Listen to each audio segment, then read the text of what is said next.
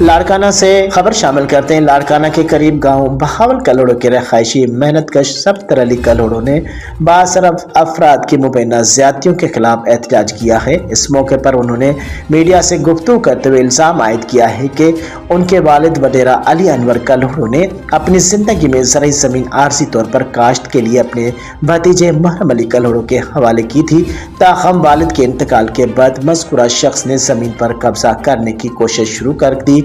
मुतासरा शख्स के मुताबिक देह सचे डिनो कोठी तप्पो कोठी कलोड़ों में वाक़ तकरीबन 15 जरेब ज़राई ज़मीन पर अब ज़बरदस्ती कब्जा किया जा चुका है। उन्होंने मजीद इल्ज़ाम लगाया कि यारमहद कॉलोनी के रहायशी महरम अली कलोड़ों अपने बेटों इरफान और सज्जाद अली कलोड़ों के साथ मिलकर उनकी मौरूसी जायदाद हथियाने की कोशिश कर रहा है, जबकि ज़मीन वापसी का मुतालबा करने पर उन्हें और उनके अहले खाना को संगीन नतायज की धमकियां दी जा रही हैं, जिसके बायस जानी व माली नुकसान का खदशा बढ़ गया है। सफदर अली कलोड़ों का कहना था कि उन्होंने इस मामले की शिकायत मुतलका अरिचा थाने समेत इलाके के मौसिन से भी की है, लेकिन ताहाल कोई कार्रवाई अमल में नहीं लाई गई, जिसके बायस वो एहतजाज पर मजबूर हुए हैं। उन्होंने सिंध हाई कोर्ट के chief justice IG Sindh, DIG Larkana और SSP लाड़काना से अपील की है कि मामले का नोटिस लेकर मुलविस अफराद के खिलाफ कानूनी कार्रवाई की जाए,